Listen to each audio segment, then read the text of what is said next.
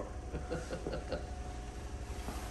So I'm here with Richard Winchester, one of my oldest friends here. Richard, you were with BFGoodrich nearly 48 years, 47 and a half. Yeah, like just almost 48 years, sure enough.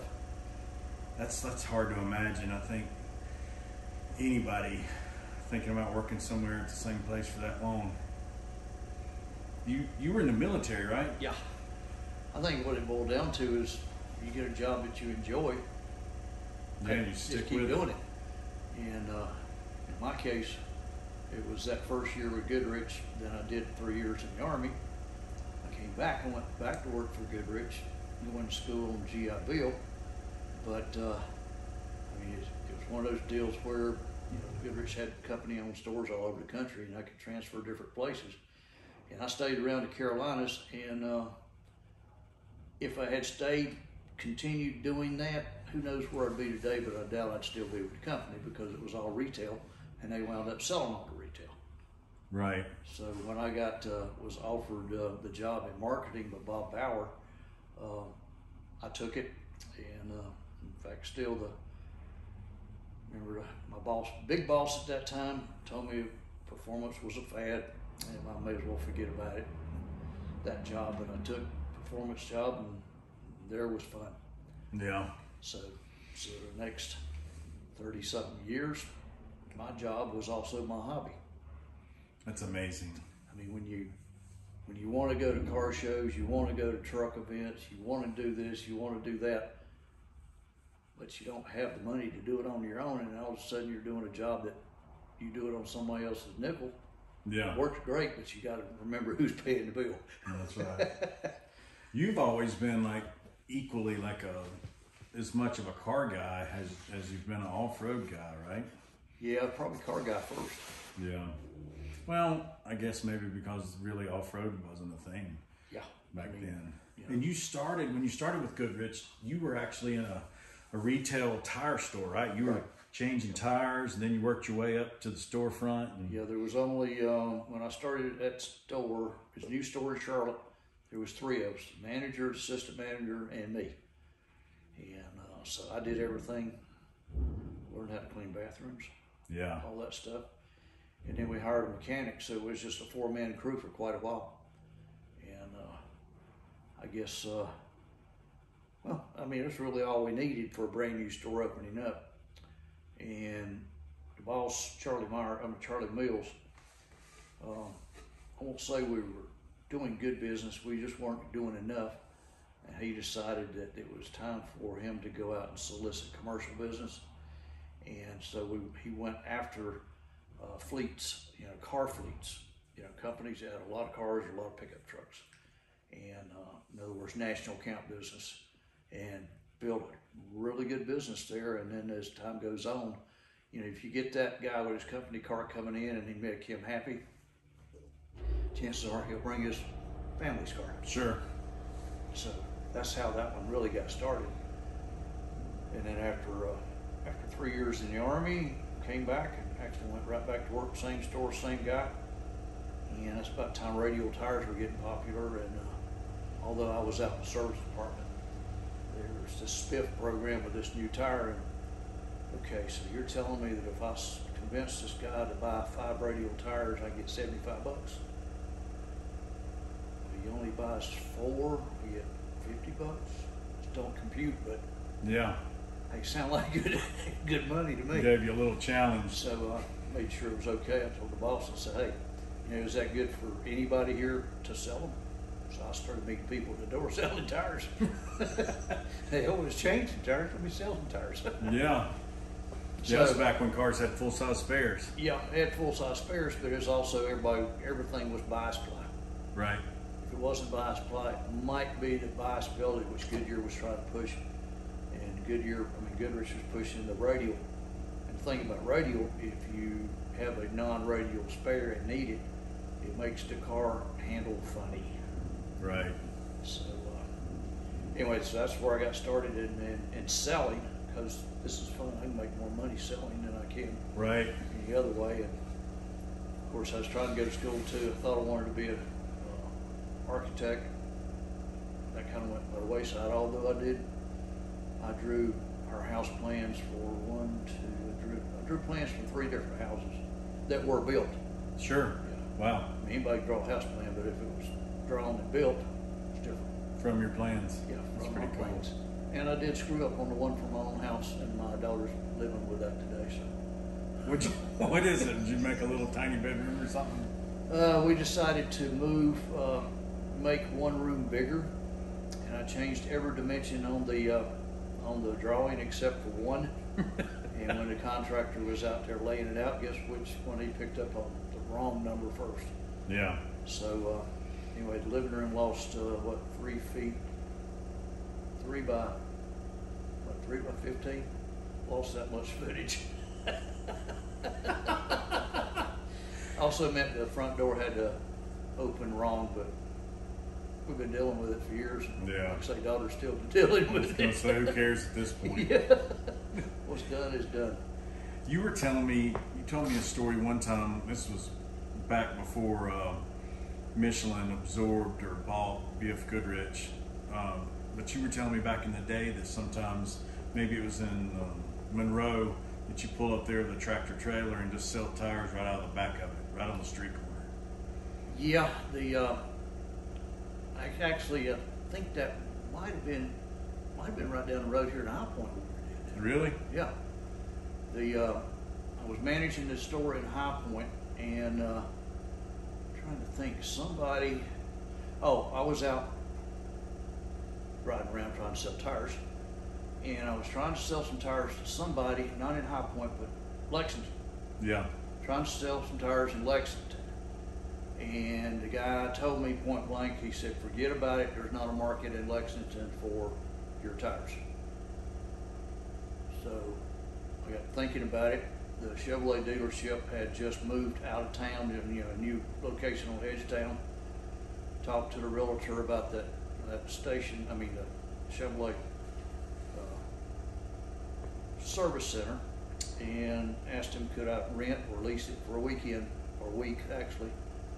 Made a deal, so I spent pretty much Monday through Thursday loading tires and wheels into that place, and we had a big 3-day sale. I think it was Thursday, Friday, and Saturday, and we sold Goodrich tires when they were going out of business.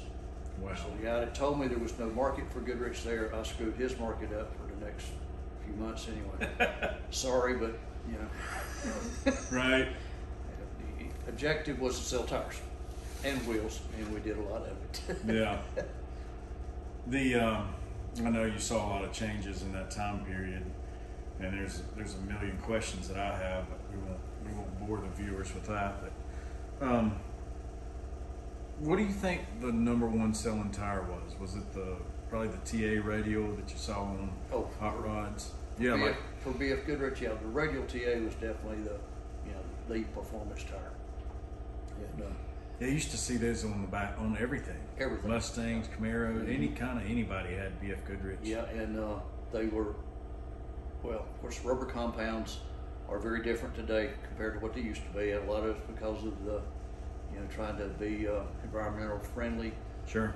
Some of the compounds back there would last much longer than today. Mm-hmm. So radial TA was 40, 50, 60,000 miles easy way back then. And well, some you of them still were see even more than that. Yeah, you still see that same tire. I'm sure it's been on some hot rods 20 years. Mm-hmm.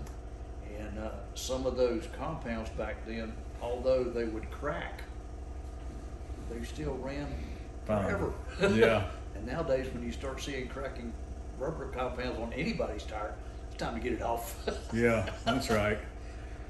But, do you remember when, I know a lot of this is blurry for me, and I don't know that I've ever had the accurate dates and numbers, but when they released the all-terrain, they released it for desert racing. Is that correct?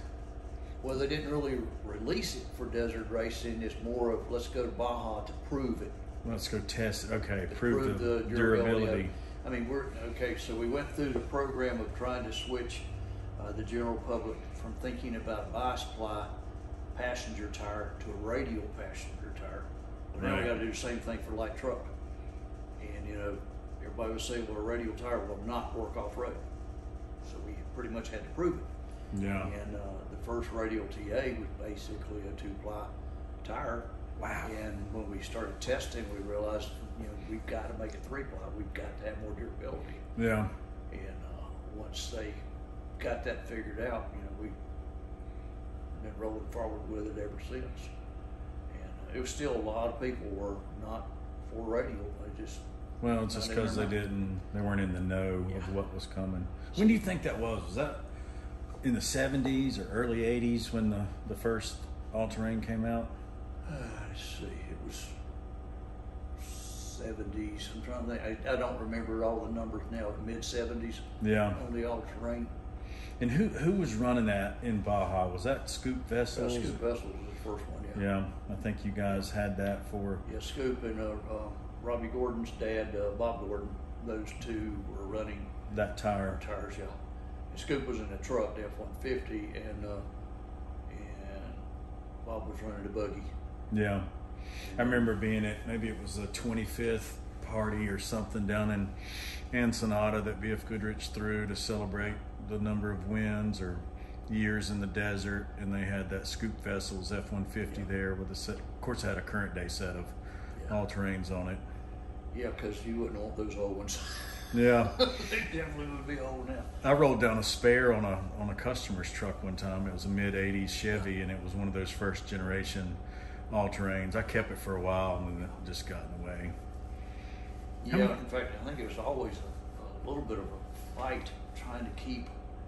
I mean, you got an OE contract, and you're trying to keep, do an OE contract, and by putting the all-terrain name on it meant something to the manufacturer. Sure. Truck manufacturer, but the truck manufacturer also wanted that tire to meet all their standards, which would mean watering the tire down. Right. And so I think the all-terrains that were actually original equipment were not the real all-terrains. Yeah. Didn't look the same, and we're not the same. How do they do that? They just take, when you say water down, they just reduce the compound, or they lighten up the compound, or how's that work? It kind of depends, but I know on like the Ford Bronco, I think there's the all-terrain that came original on not Bronco, the Raptor. A little different compound there than the regular all-terrain. The one you buy aftermarket, Right. Yeah. But in this case, Ford was looking for more. There are certain traction tests that Ford does. They wanted a little different compound to meet that test, and in this case, it didn't hurt the tire any. Actually, to give it more off-road traction, I think. Yeah. Wow. So, so occasionally you run into one like that where it's a plus. And I wouldn't say I'm authority on talking about this. I kind of pick mine up layman. Yeah. I listen to the engineers and then try to figure out how can I say this so the average guy understands it. Yeah. Sometimes I don't totally understand the engineering. Sure. But what I see when it starts working, then I see it. Yeah. Yep, they're right. I know I've sold some of those Raptor. I think it's a 315 7017, a KO2, the current compound, or OE on a Ford Raptor. I've sold those aftermarket to guys with like the JKs and put a couple sets on JLs. I think it's a C load as opposed to like a E load or something like that. It just works better on the lighter Jeep. Yeah. And some of the things, I mean, engineering now is to the point where I don't say there's not a problem they can't fix, but if there is an issue, a lot of times it's little minor tweaks here and there. Yeah. And you would think, well, we're going to get all those tweaks done before we even introduce the tire. Well, you try. Yeah. You don't always get them all, and then you can tweak later. And I think that, and again, I'm not an authority on this. I'm not a college-educated engineer, but today the ability to tweak is easier today than it used to be. Right. Years ago. I mean, technology just continues to move forward. So. And I guess a tweak would be more like a chemical thing. Where you change the compound. Angle of the dangle. Yeah. The belts are in there at an angle. Right. And they can be moved a little bit. Right. You can actually move a belt to make a tire that will only work on the right side. Or that's left crazy. front or whatever. And you got to hit a happy medium there with everything. But you could tweak it too far, I guess. Right. I don't think we've ever done that, but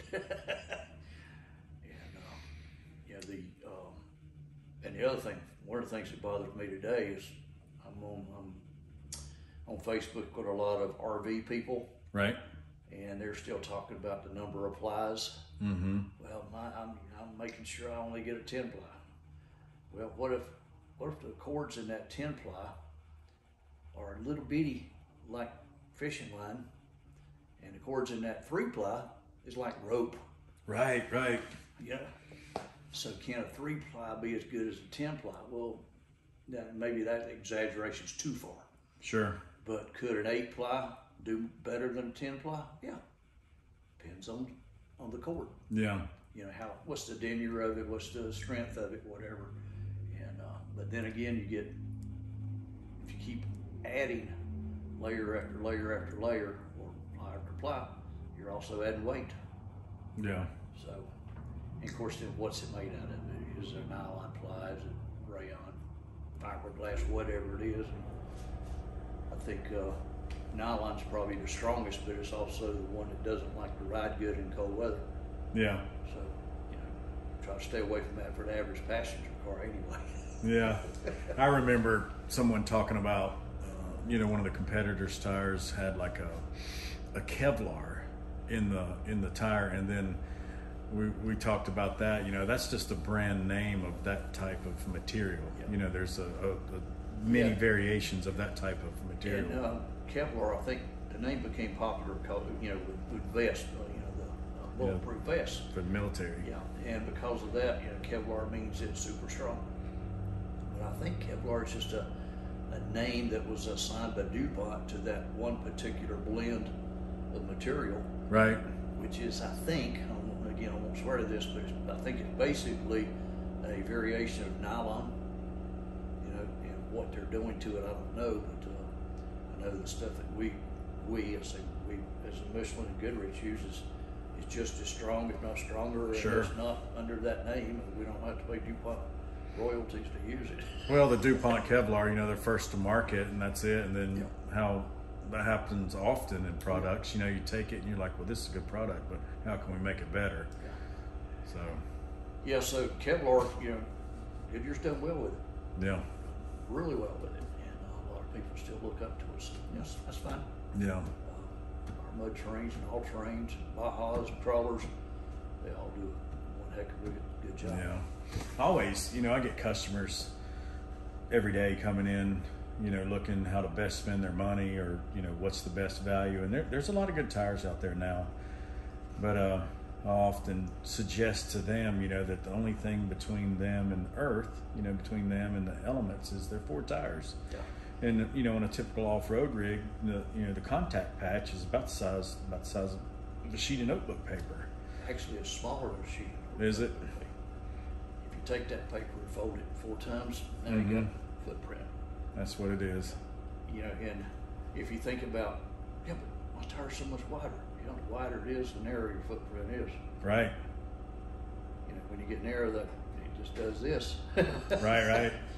And then the construction of the tire, has it been engineered to make that kind of an oval, or more of a square oval? Yeah. And where's the hot spots in that footprint? Hot spots is where you're losing traction. Yeah. Your heat build up, and it's not good. I don't know of any other tire company. Well, no, there's not another tire company that has tested as extensively as BF Goodrich has done, using the desert, some of the harshest conditions on the planet down in Baja, to test those tires over and over again, before they release them to the public. I know that KM3 was down there, 1 year, maybe 2 years on the BC cars before it ever hit the market here in the U.S. Yeah, we were doing prototype stuff down there. I think probably at least 2 years before it was actually out, released. Yeah. They did the KO2 exactly the same way. Yep. Yeah, using the White Oak Baja cars is test beds really worked out well for us. And in fact, I remember one of our engineers, again, I'm not going to call any names, but I think I remember him talking about Rob McCracken, and take him out to the rock garden, so to speak, put some test tires on his truck and say, go go break them. Right. But it's stuff like that we need to do to figure out what can a tire take. Yeah. And you don't want to overbuild it, but you damn sure don't want to underbuild it. That's right. I know, being in Baja with you many times, seeing, some of those race cars come in with a wheel that's just destroyed, but then the tire's still good. To take a blow like that, to destroy the wheel, is how resilient and forgiving, the BFG carcass is. Yeah, and that just reminded me of a story. We were in Texas at the rally down there, Chisholm Trail Rally, Pro Rally. Anyway, Dick Turner was down there, and he's running International Scout. Uh-huh. And I can't remember whether they had those sport truck on it or the all-terrain, but anyway, in the rally, it's pretty much all dirt road, sandy roads, whatever, in North Texas and southern Oklahoma. And he ran through a stage, and when he got into the pits there, he said, "You're getting a heck of a vibration." He said, "Well, you need," and then he said, "Well, I hit one rut or a water bridge, whatever it was, really hard. And what had happened, he hit hard enough that the beads on the wheel broke loose. It took on sand and reinflated." Now, whether that was both beads or one, don't know. Right. When he came in, and when we broke the tire down, it had about a coffee cup full of sand in it. I'm like, how did this happen? Wow. So anyway, strange things happen. Yeah, that's right. Talking about stories, I know in that half a century of employment with BF Goodrich, do you have any stories that you can share with us? Boy. I'm sure there's a million, but. Yeah, there's probably a lot of them. And when I'm asked to think about one to bring it up, I have a hard time sometimes. They just pop in my mind. I remember one time I was in Baja with you, and I think we were required to have the pit open for 36 hours. Yeah. So you try to catnap when you can. And it was, we were sitting there, I can't remember, maybe in Surgentes or somewhere, Baja Sur, and everybody was asleep. We were all leaning against the BF Goodrich hauler and had our eyes closed, and I woke up and Ivan Stewart had rolled up in there. He was either in a Lexus or a Toyota or something. Yeah. And he had parked and gotten out and was just standing there by his race rig waiting on us to fuel him or do something. I was like, "Guys, wake up, there's Ivan Stewart." It's pretty good stuff. Yeah. In fact, I think that might have been the same trip where they threatened to take Jackie and to jail.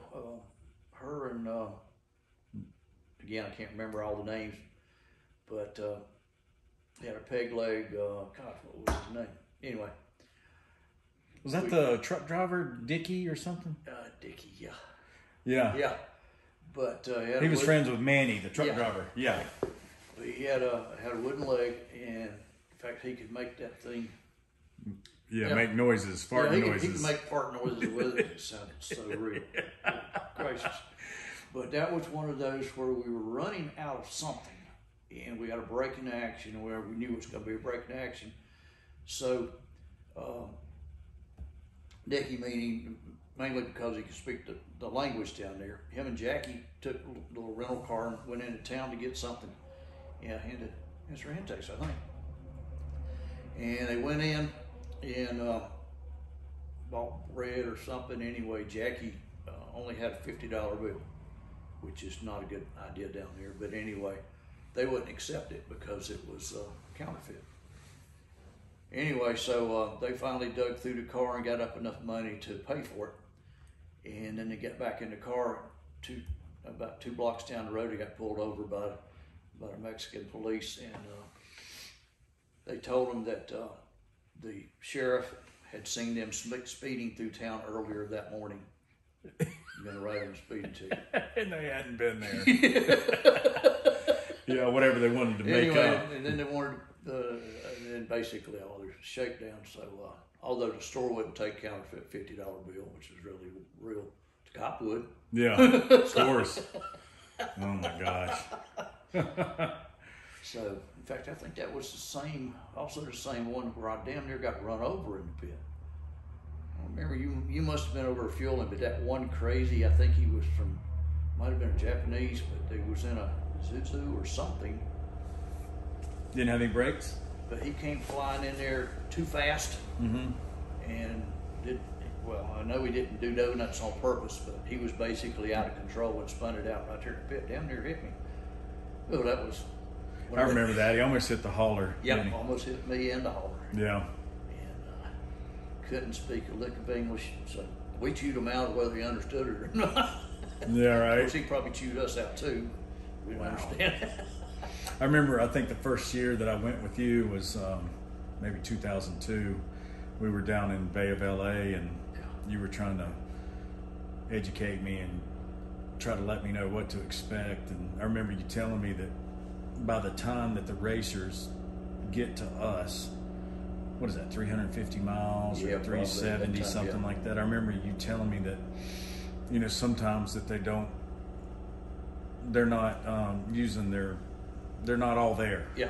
Like they're in race mode. Yeah. I remember that little fellow pulled in there that was racing for Honda. I think he was a Japanese guy. Yeah. And he didn't know where he was. He was delirious. He's just, you know, I think he came walking in there pushing the bike. Yeah. Yeah, because he couldn't get on by himself. He was too short. Yeah. Yeah. Oh my gosh. Well, you think about the desert, and especially at night, you know, those cactus looks like people. Yeah. I've heard some of those racers talk like, what is it, Captain or Dr. Seuss figurines, or some of the, is it the Boojum cactus that you can only find in Baja Sur? Yeah, and then they're seeing all that in the dark only by their lights, and they may not have much light. Yeah. Because they tend to break them off, and then they pull into the pit where we got lights. It's got to, you know, your eyes have to adjust. So it's a good thing we never had any real issues. I guess the biggest, in fact, was that the same year that we had the fire, or was that later? That was the fire in the pit? Yeah.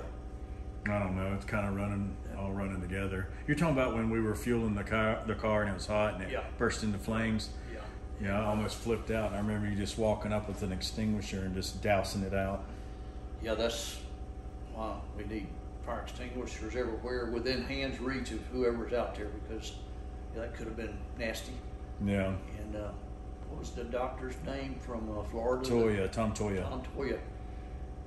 It's a good thing he didn't pull Yeah.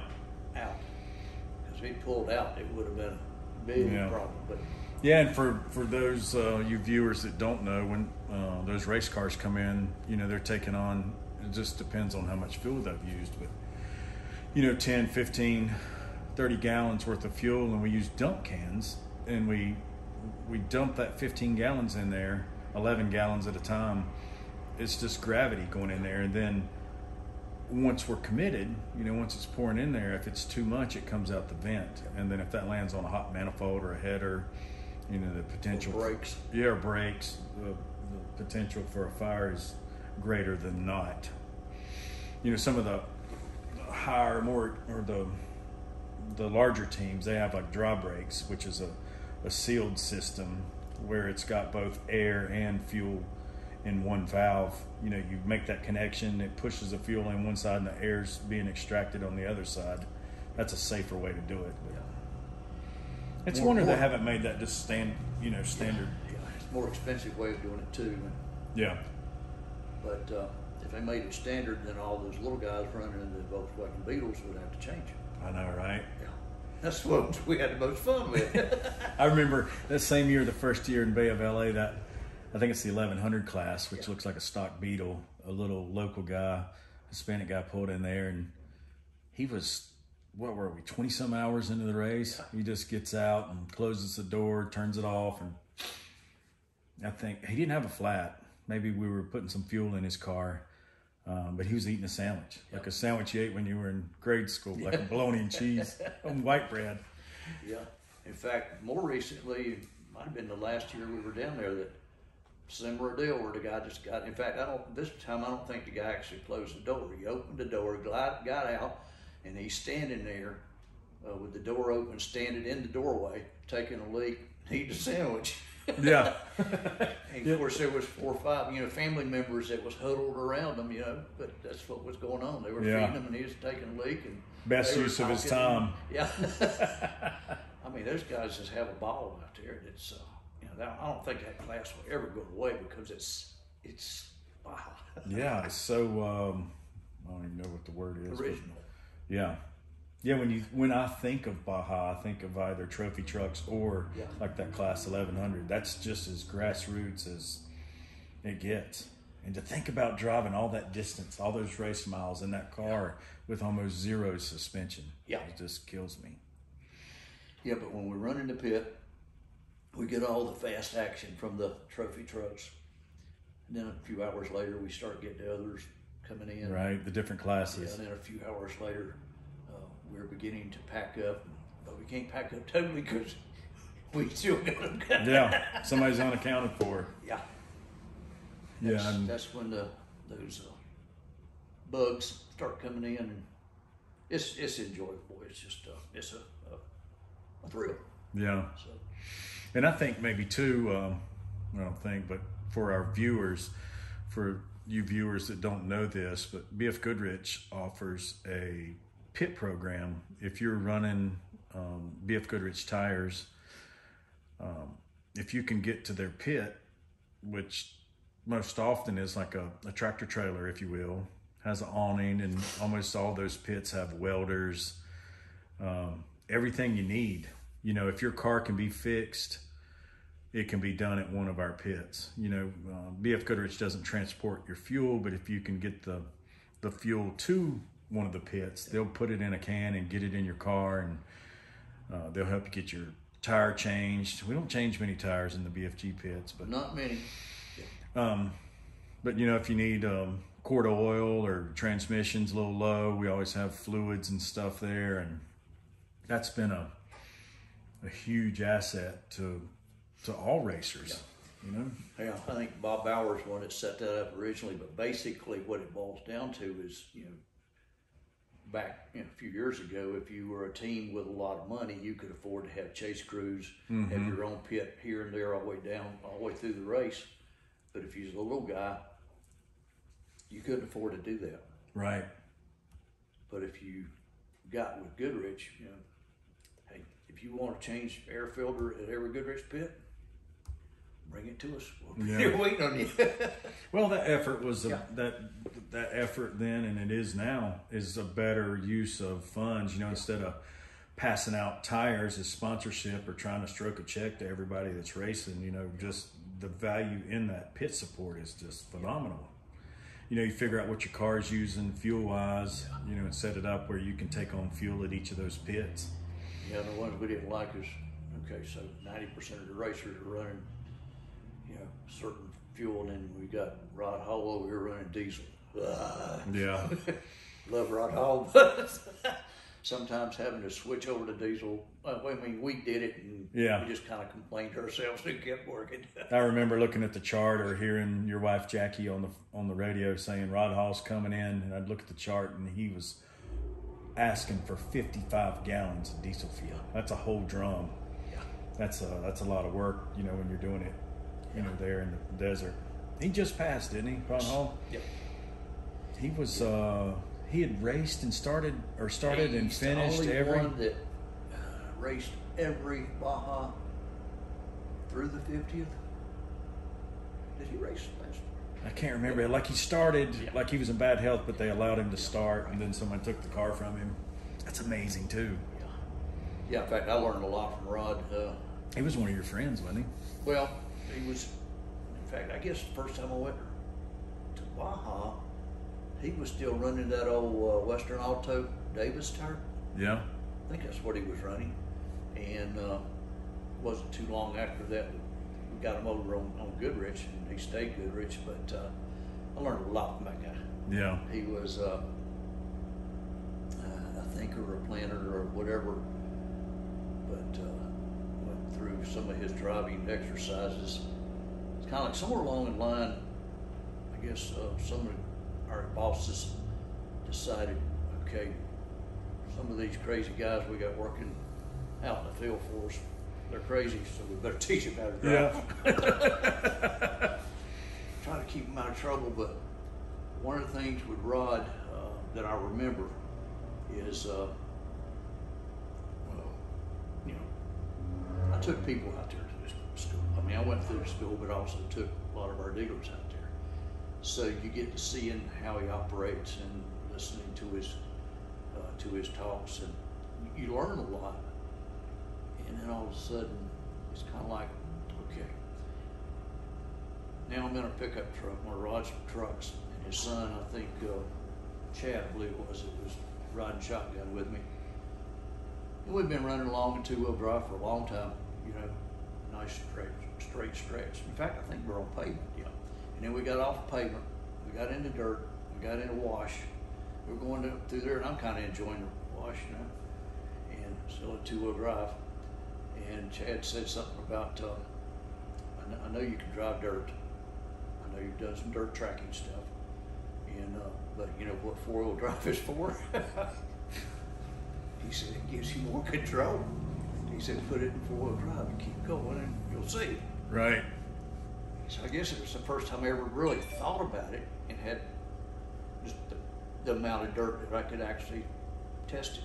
Yeah. Two-wheel drive to four-wheel drive.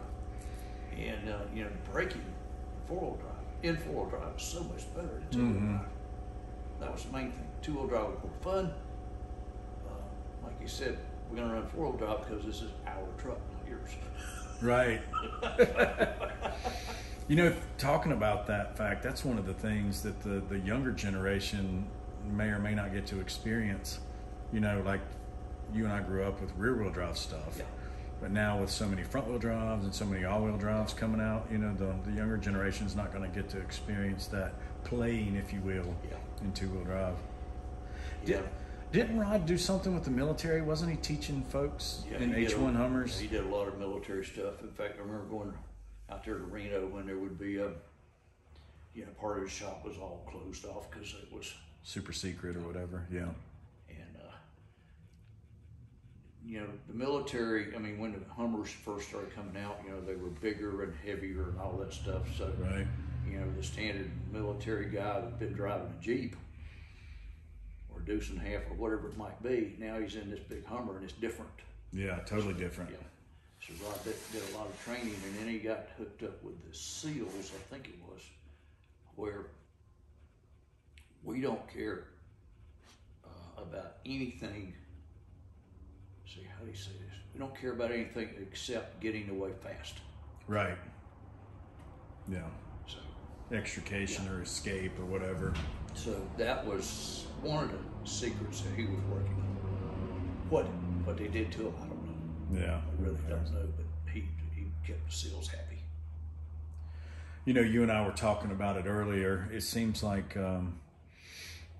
most manufacturers and military and tires, for that matter, are using Baja they want that stamp of approval. Right. Just like on a lot of the carcasses from BFGoodrich, you know, they say Baja proven. But you were telling me, or that you'd caught wind that they're thinking about bringing that new electric Hummer to run one of the Baja races because they want that stamp of approval, Baja proven, if you will. Yeah, I think I seen that on Facebook like 2 or 3 weeks ago where somebody was saying it was coming. So yeah, that's going to be interesting. It will be interesting to see how they add power to that.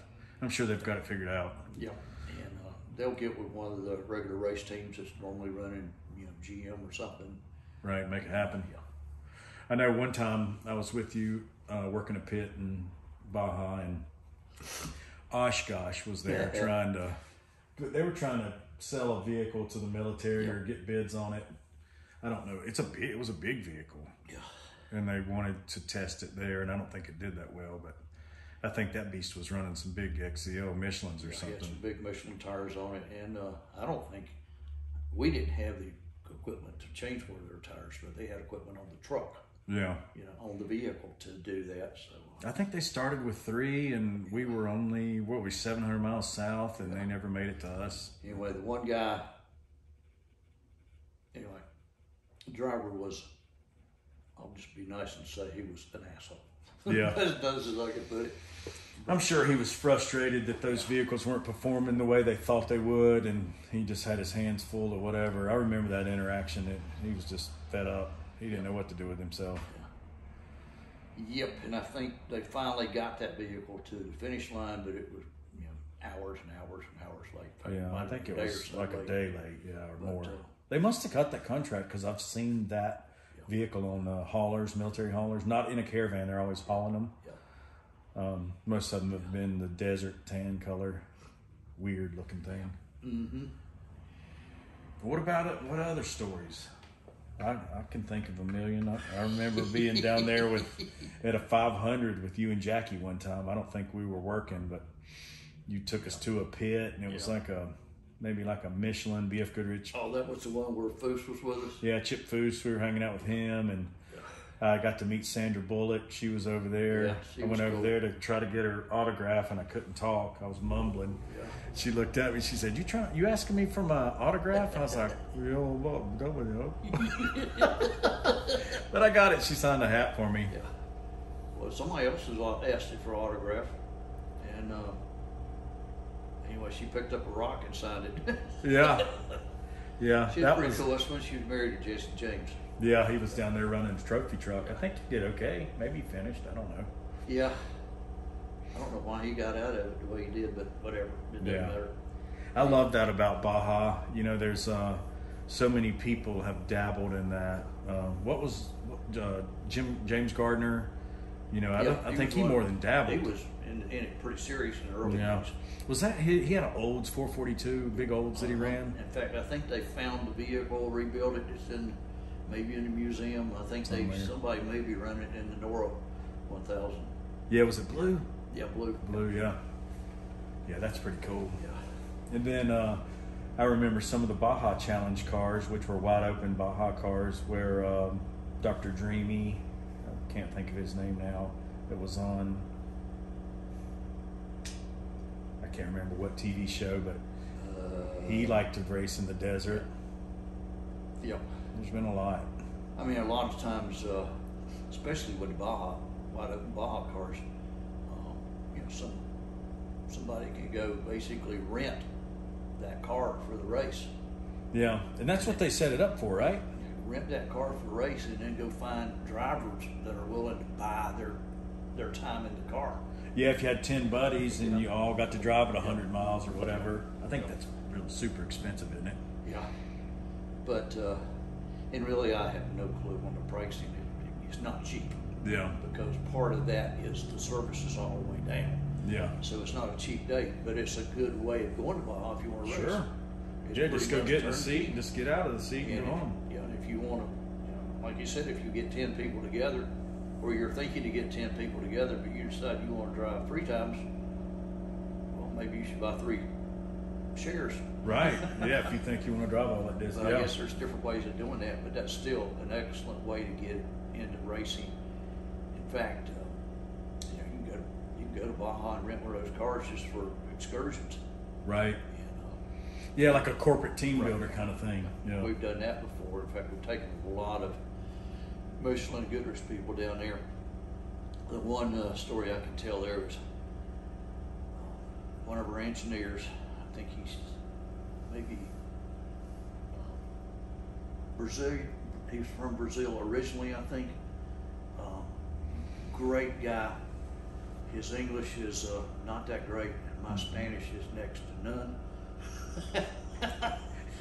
I can find a bathroom and I can ask for a beer. That's about it.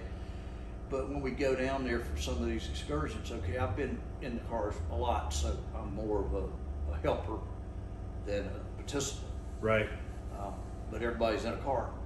So anyway, I get in the car with him. In fact, I think if my memory's right, Jeff was just letting everybody team up with whoever they wanted to team up with. Yeah, just go do it. Teams of 2. And here he's standing over there and nobody's picked him yet. And so I said, Jeff, I'll go with him. Ain't no big deal. Yeah. And part of the communication is, but each person's got a helmet on and they're communicating with each other. And the passenger, one of his jobs is to read the GPS and read the road and alert the driver of things coming up. So trying to alert him in English that he understands was not too bad, because I would, try to point it out to him, and he would gather it pretty good. But when it's time for driver change, that was the breakdown. And now he's trying to tell me, and I'm damn sure not understanding. Oh my gosh. And I mean, he's a great guy, and I can, in fact, the best way of communicating with him is by text. Yeah. Perfect. Yeah, then there's Just smart as a whip. But when he talks, if he's talking slowly, I can understand.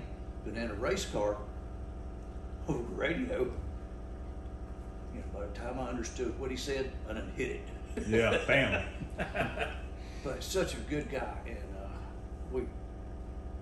we had a good time the whole trip. We laughed about it, carried on about it, drank over it that night. But just a great guy. In fact, another story on the same guy. Again, he's an engineer. He was working on some of the Goodrich projects and stuff, and he had never been to Moab. Right. So when it come to, in fact, back then Goodrich was renting 3 or 4 condos and spreading our teams out in those condos, so we're not having to pay expensive hotels. And I tend to want to show people around and tell them what's going on. In other words, answer their questions. And I think it was Friday night. He said he got the keys to one of the rental cars, or maybe it was the one he drove down. I don't remember, but he got his coat on and he was going out the door, and I said something about, where you going? He said, I just walked to go right around. I want to go see Moab by myself. Okay. And so we did. I wasn't worried about him at all. I mean, yeah, cool guy. But the next morning I asked him, I said, well, how things go last night? He said, these people, they need something to do. They need somewhere to go. They're just driving around town. I said, they're cruising. He said, no, they need something to do. They're just riding around.